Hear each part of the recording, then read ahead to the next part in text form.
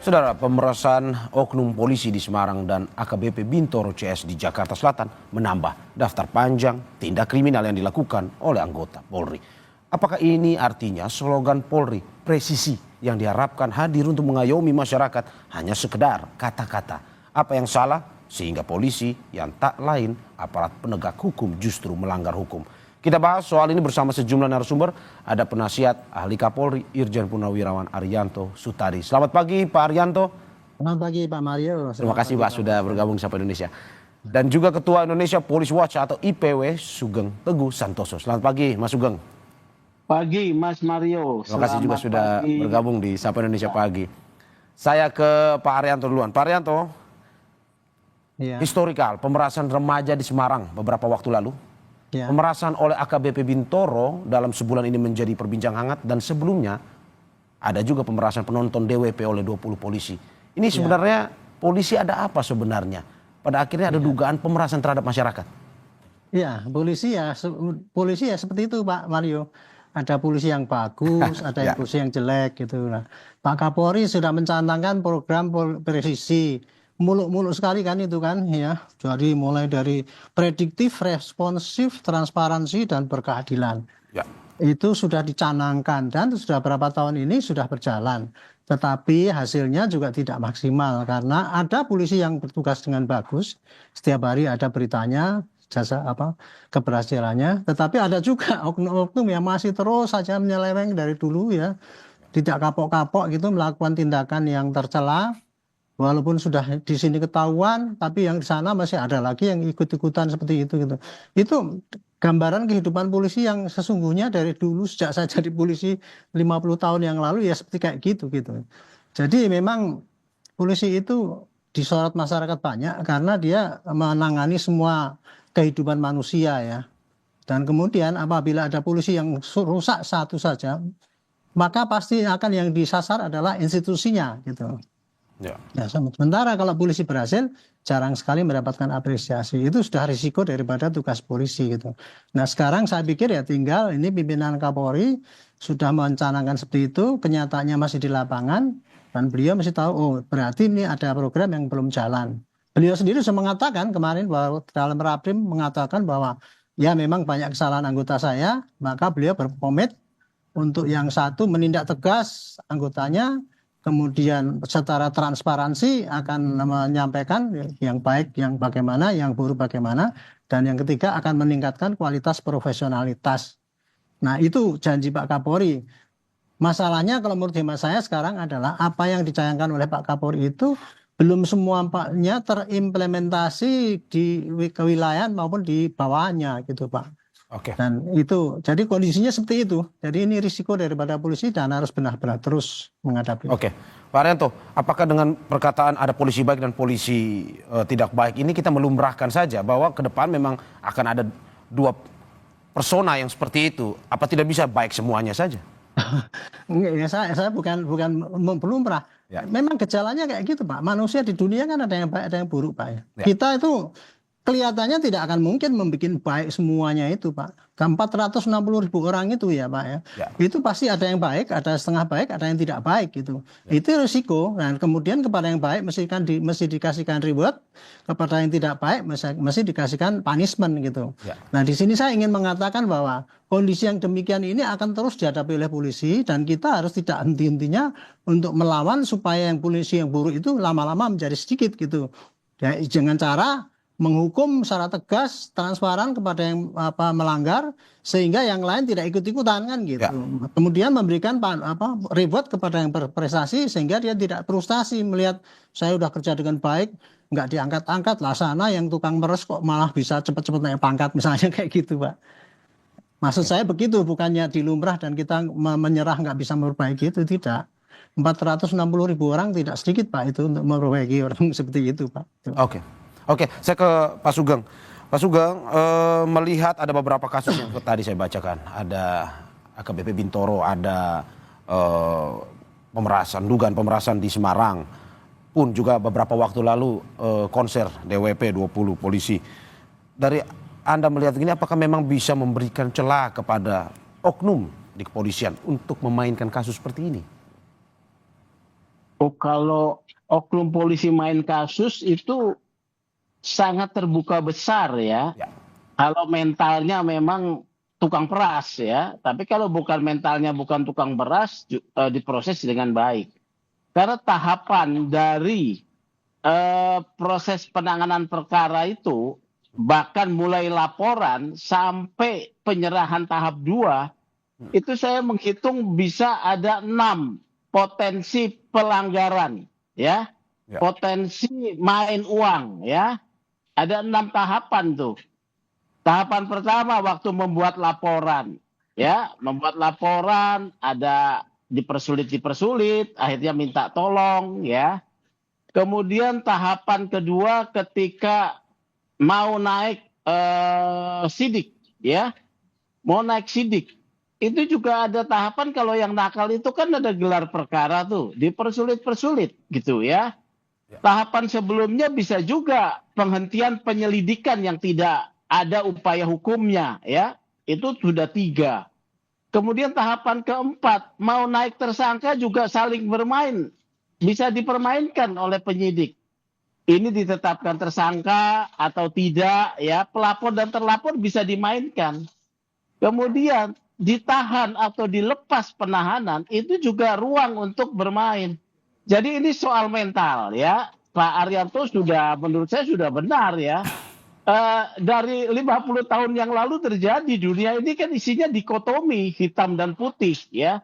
Apakah akan ada polisi sempurna? Tidak akan ada polisi sempurna sampai dunia kiamat ya, karena dunia ini isinya memang sudah dari sana akan ada dikotomi. Maka itu di dalam institusi kepolisian ada propam, ada kemudian instrumen-instrumen penegakan disiplin. Karena memang itu disiapkan apabila ada anggota yang melanggar ditindak. Nah, permasalahannya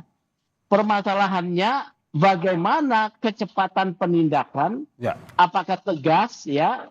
Kalau yang di Semarang kemarin ya, begitu ketahuan langsung ditahan. Itu kan Pak Kapolres yang baru kan tidak tahu nih, dia baru nih tiba-tiba ada anggotanya memeras di Polsek ya, ditangani di Polsek. Tapi langsung ditahan. Itu perlu kecepatan tindakan supaya tidak berlarut ya. Langsung ditahan. Kalau kemudian tindak lanjutnya adalah harus keras tindakan ya. Tidak udah ada kompromi-kompromi. Kode etik PTDH kemudian pecat. Ya. Hal-hal yang melanggar pidana kayak DWP ini kan kita minta supaya ditindak pidanakan ya, DWP. Juga kasus yang pemerasan ini. Jadi itu proses yang biasa kalau menurut saya. Tinggal bagaimana pimpinan-pimpinan ini ya jadi tegaslah di dalam menindak supaya kepercayaan publik ada gitu. Tidak mungkin sesuatu yang buruk itu dihilangkan 100%, itu tidak mungkin ya. Nggak. Demikian. Oke, saya masih dengan Pak Sugeng. Pak Sugeng, ini melihat apakah perlu ada evaluasi dari Kapolri bahwa melihat Anda tadi mengatakan bahwa ini sebuah mental sebenarnya. Proses itu berjenjang ya. Ya. Orang mau masuk polisi kalau orientasinya mau kaya, mau kemudian berkuasa, rusak institusi. Oleh karena itu proses di sini sangat penting ya. Kita juga tahu bahwa banyak perwira-perwira dari Akpol itu ayahnya itu dari polisi ya. Mungkin dia melihat kekuasaan ayahnya besar. Jadi orientasinya untuk apa? Beda dengan orang yang berangkat masuk menjadi polisi karena ingin menegakkan keadilan. Itu saja bisa terkontaminasi dalam proses. Nah ini penting sekali kemudian seperti Pak Arianto, orang-orang yang berprestasi, yang tidak perlu kasih setoran kepada atasannya tapi berprestasi, diapresiasi dengan kenaikan pangkat, ya, diapresiasi dengan pemberian posisi. Itu sebetulnya mudah sekali menilainya. Tapi ya saya tidak tahu, banyak keluhan juga polisi-polisi yang baik ya berkomunikasi dengan saya nggak bisa naik-naik. Begitu loh. Ya. Oke. Sebelum kita lanjutkan, saya ingin memperkenalkan sudah bergabung bersama kita Romi Siombing, kuasa hukum korban pemerasan polisi. Terima kasih Pak Romi sudah bergabung di Sapa Indonesia Pagi. hari ini? Halo Pak Romi. Selamat pagi Pak Sugeng, Pak Haryanto. Selamat pagi, Pak. Selamat pagi Pak Romi. Pak Romi, saya langsung ke Bapak. Tadi kita sudah sedikit mengangkat terkait dengan kasus AKBP Bintoro ini. Dari Pak Romi sendiri melihat bahwa kita berbicara umum terkait dengan dugaan pemerasan yang terjadi di tubuh oknum Polri. Kalau Pak Romi sendiri melihat bagaimana khususnya terkait dengan kasus AKBP Bintoro ini? Ya, jadi hal ini sebenarnya lazim banyak sekali terjadi di dalam proses penegakan hukum, terutama di wilayah kepolisian. Cuman mungkin kali ini agak fantastis ya bicara nilai, sehingga mungkin dari internal kepolisian sendiri terjadi gesekan-gesekan, intinya kan seperti itu. Ya. Tapi pada kenyataannya hal-hal seperti ini banyak dan lumrah terjadi, sering kita dengar ya. Ya. Jadi seperti tadi disampaikan oleh narasumber bahwa memang betul harus ada evaluasi. Oke, Fungsi kalau dari pengawasan harus ditingkatkan kewenangannya, intinya kan seperti itu. Oke, kalau dari kasus yang Anda tangani, berapa besaran dugaan pemerasan yang dilakukan oleh AKBP Bintoro? Seperti yang kami sampaikan ya, itu berkisar di angka 17,1 ya, 17,3 miliar ya, 17,3 miliar ya, berdasarkan pengakuan dari klien kami ya. Ya. Yaitu total kerugian material yang dialami seperti itu. Oke, dari informasi yang berbeda bahwa AKBP Bintoro tidak sendiri, tetapi ada oknum-oknum lain, termasuk juga menyeret nama Kapolresnya. Betul atau tidak, Pak? Ya seperti yang kami sampaikan, kami sudah melakukan konferensi pers bahwa ini akan bertambah ya jumlah orang-orang yang akan terseret. Seperti dugaan kami kemarin ternyata memang benar, bertambah lagi satu sekarang udah 5 ya, AKPM. Sudah terkena patsus, semakin bertambah makin bertambah. Ya betul seperti apa yang kami prediksi. Jadi itulah kenyataan yang terjadi ini sekarang. Tinggal bagaimana keseriusan Propam Polda Metro ya untuk mengusut tuntas. Oke, jadi penegasan saja Pak, ini berarti mereka sengaja meminta dengan tujuan untuk apa sebenarnya? Ya ini kan transaksional ya, dalam arti kata sebenarnya pasti ada komitmen memberikan sesuatu, komitmennya apa? Intinya kan seperti itu. Pada intinya kalau saya lihat dari case ini, karena memang kita baru menangani perkara ini setelah P21, ya jelas dengan biaya seperti itu harapan dari klien kami ya tentunya penghentian ya SP3 ya, bahwa perkara ini tidak berlanjut ya. Dari bulan April sampai ke Desember baru berproses lagi, ini mendadak tiba-tiba nggak ada angin nggak ada apa, tiba-tiba P21 ya.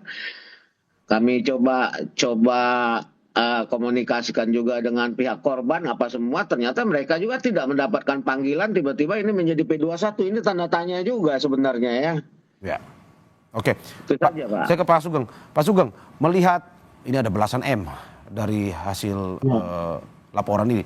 Apakah memang sebenarnya dalam kasus AKBP Bintoro ini hanya AKBP Bintoro saja dan yang sudah ketahuan, tetapi ataukah mungkin ini menyeret nama-nama lain juga termasuk petinggi-petinggi Polri? Loh, ini pertama yang brengsek ini oknum advokatnya ya.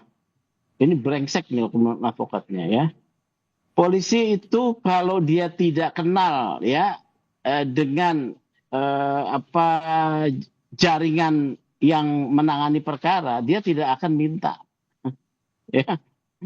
Kalau misalnya dengan saya, tidak pernah dalam karir saya ada polisi minta uang, ya. Karena mereka tahu saya ini pasti tidak akan memberi, malah melaporkan dia, ya. Nah, yang brengsek ini pengacaranya dari awal menurut saya meminta bantuan sesuatu dengan menawarkan uang. Artinya juga kemudian polisinya tidak benar, mau menerima, ya. Apakah ada kemudian yang lain tadi sudah ada AKP M itu memang dari awal sudah terdeteksi ya. Apakah Kapolres termasuk? Ya, informasi yang saya dapatkan, Kapolres, saya tidak yakin Kapolres menerima Pak Romi ya. Ya. Karena dia yang meminta kasus ini untuk ditindaklanjuti. Ditindaklanjuti, ya. Ya, dari April sampai Agustus mandek. Dia yang meminta ditindaklanjuti ya. Kemudian juga dijalani oleh AKBP Gogo diganti ya. Saya agak heran ketika AKBP Gogo kemudian terpleset juga. Aduh, ini ya. Kalau sampai Kapolres juga terpleset, ini menyedihkan sebetulnya ya. Institusi polisi ini bukan hanya punya polisi tapi punya kita ya. Jadi ini kan jadi sistemik gitu. Oleh karena itu saya melihat dari fenomena kasus ini Kapolres saya tidak yakin menerima ya. Memang ini memerlukan pembuktian lah ya. Bang. Oke, Pak Sugeng, tapi Oke. Kapolres katanya tidak menerima, tapi ada dugaan pecah kongsi katanya. Katanya Kapolres terimanya lebih kecil daripada AKBP Bintoro sehingga harus dilaporkan ini. Kita ikuti proses saja kalau Kapolres kan dia kombes ya. Mungkin diperiksanya dia di Mabes Polri ya. Pak Romi harus juga memberikan kontribusi informasi yang akurat supaya ini bisa terbuka gitu ya. Ya.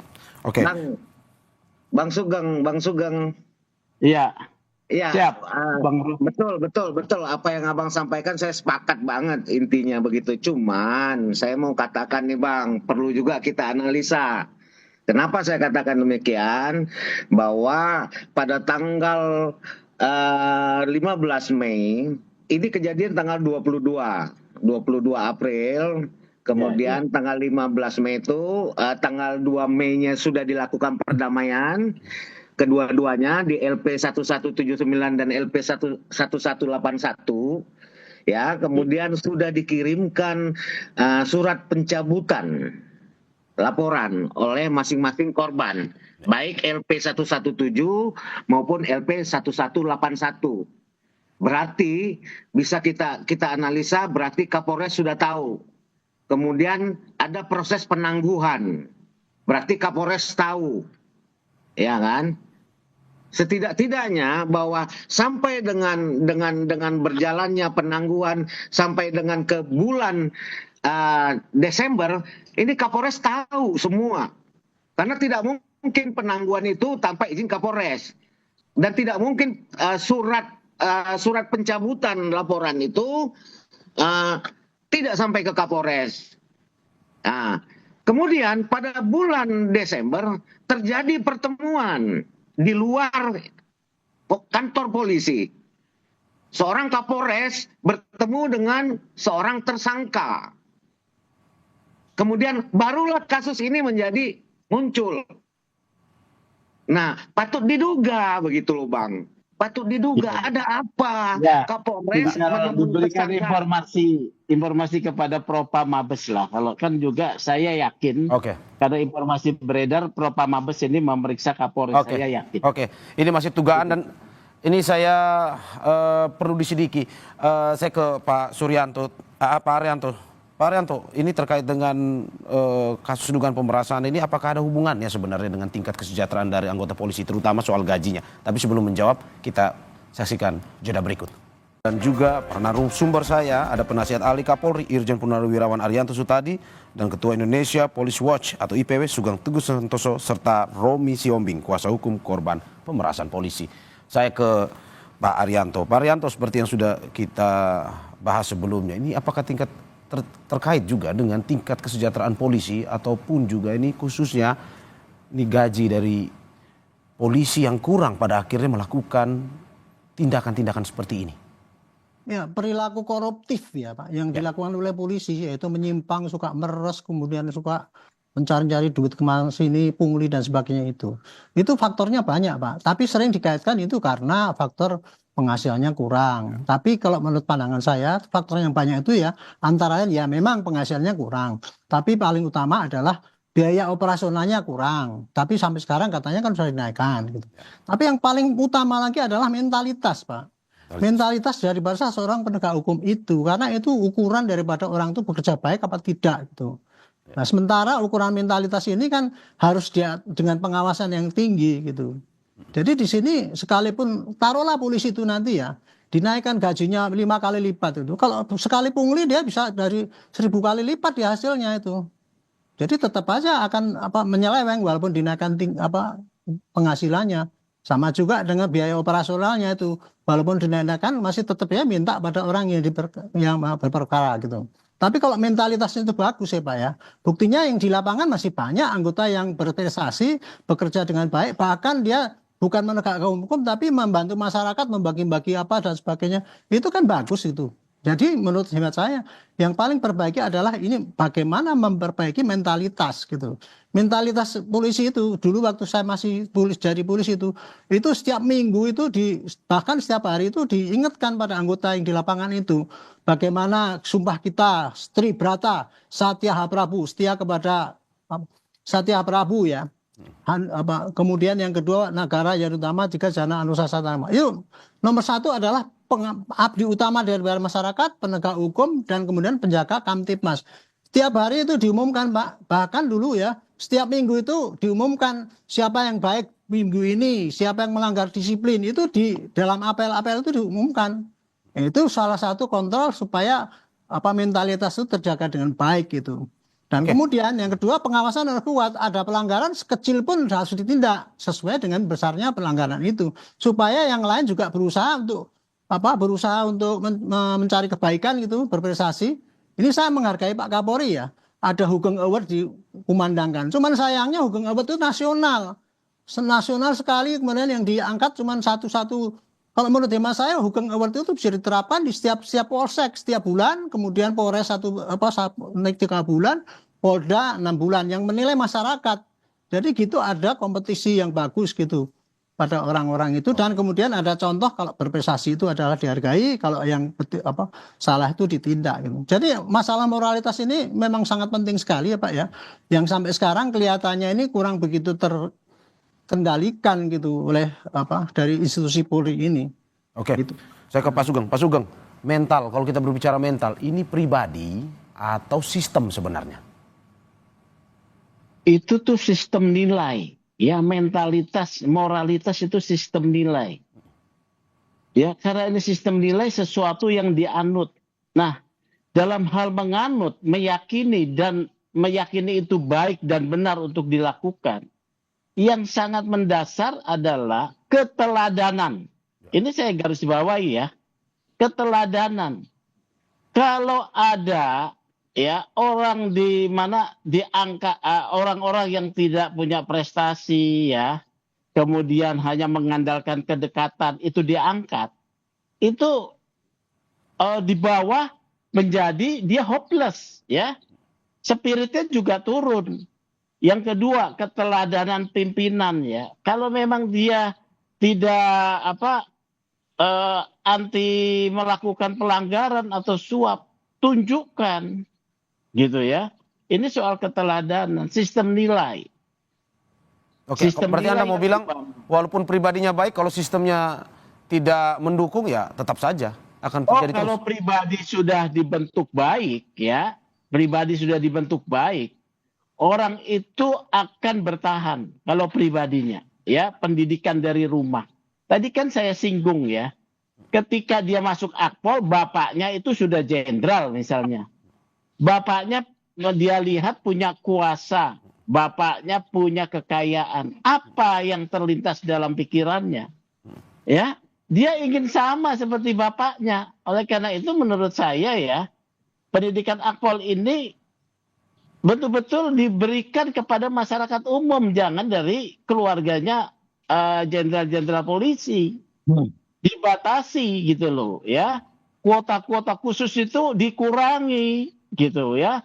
Ambil orang-orang yang memang punya pengalaman masyarakat sebagai masyarakat bawah. Kalau tidak ya akan berulang terus ya. Kemudian ketika pendidikan juga kita pernah membuka ya adanya pungutan. Saya juga heran ya, sebagai ketua IPW ada orang yang datang ke saya kemudian menjanjikan uang untuk bisa saya memasukkan polisi. Loh, saya bukan pejabat polisi, saya bilang. Kalau saya minta tolong saya hanya bilang, ini kalau memenuhi syarat, silakan diterima. Kalau tidak memenuhi syarat, jangan. Ya, walau misalnya begitu. Masa saya mau dikasih duit, berarti mentalnya dia sudah mentalnya mau menyuap. Saya bilang, saya malah tidak mau. Gitu. Kalau minta tolong ya minta tolong saja. Oke. Gitu, Anda mau ya. bilang bahwa mental dan sistem ini sudah mengakar sebenarnya ya? Dibangun gitu. Kalau yang buruk itu sebagai dalam pandangan budaya ya, itu namanya polutan, budaya polutan ya. Budaya itu kan sebetulnya harus dibangun satu nilai baik seperti tadi Tribrata, nilai baik. Ya.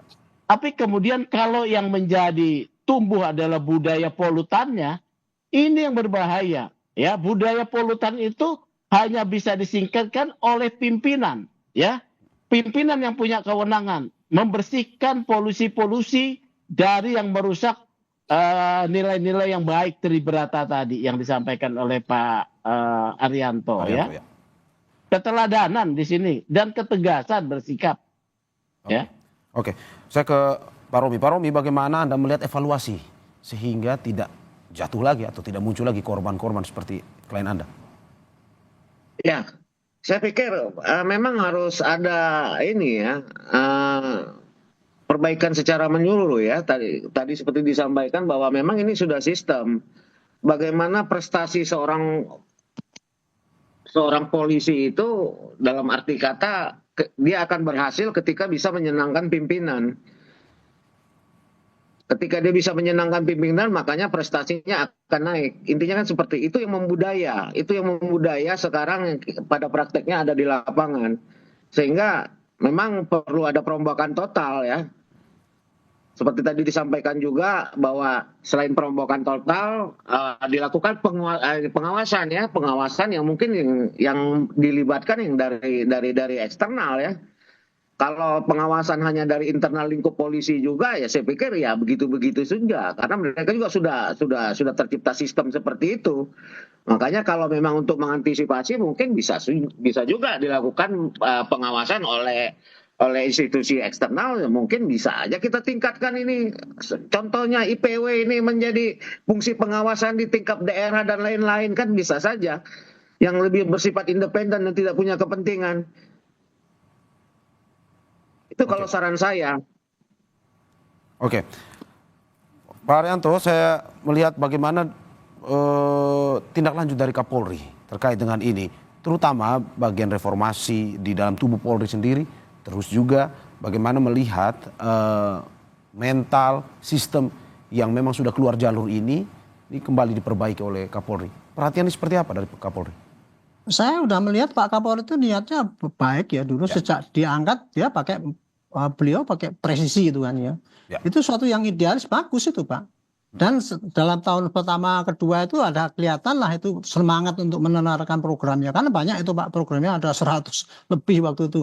Bahkan mendapatkan award daripada Muri itu karena bagusnya program itu. Tapi kemudian dengan berjalan belakang ini, kenyataannya yang di lapangan kan masih banyak yang ya masih banyak lah oknum-oknum yang kemudian mencuat ya. Banyaknya oknum mencuat itu mungkin juga salah satu gejala di lapangan masih banyak, tapi juga dipengaruhi juga karena sangat gencarnya sosmed itu mengunggah hal-hal yang negatif gitu. Jadi ini yang menjadi tantangan Pak Kapolri menurut hemat saya. Ukurannya adalah lihatlah itu bagaimana kesan masyarakat yang ada itu dan itu kemudian dilakukan perbaikan. Tadi dikatakan ya kalau satu moralitas itu sistem pengawasan kuat Pak. Kalau ya Pak Ambeng ya pengawasan polisi itu udah lengkap Pak dari internal sampai eksternal. Internal itu adalah dari ada kode etik, ada waslekat dari atasannya, kemudian ada lagi disiplin, ada lagi hukum pidana kalau diterapkan pada pihak. Ada Pak teorinya ada dan eksternalnya itu dari DPR, dari Komnas HAM, dari Kompolnas, dari Ombudsman, termasuk juga dari medsos itu gitu. Tetapi di sini adalah pengawasan itu masih kurang efektif karena ya itu pengawasan internal misalnya kode etik itu. Itu nggak efektif karena apa? Meskipun sanksinya jelas berat sekali, tetapi tidak ada satupun anggota polisi yang salah berat kemudian dihukum dan kemudian transparan diumumkan di depan ini loh, si oknum ini contohnya ya, brengsek, contoh yang kemarin itulah DKW satu apa, yang satu tim semua meres kayak gitu tuh, mestinya itu di kode etik terbuka aja, kemudian putusannya adalah gini, dicopot di depan umum, ini contohnya ya, supaya yang lain-lain jangan Oke. ngikuti kayak gitu tuh. Oke. Saya kira hanya dengan itu ya, jadi intinya adalah implementasi daripada kehendak Pak Kapolri itu supaya dijabarkan secara realistis oleh jajarannya. Mungkin Pak Ya. bisa sedikit merubah Oke. gitu, masih. Ya, kita harapkan perhatian dari Kapolri dapat memberikan perbaikan-perbaikan yang baik di dalam tubuh Polri sendiri, termasuk juga pengawasan agar Polri bisa lebih efektif dan slogan presisi bisa berjalan dengan lebih baik lagi ke depan. Terima kasih narasumber saya, Penasihat Ahli Kapolri Irjen Purnawirawan Arianto Sutadi, Ketua Indonesia Police Watch atau IPW Sugeng Teguh Santoso, dan Romi Siombing, kuasa hukum korban pemerasan polisi. Terima kasih Bapak-bapak, sehat-sehat selalu.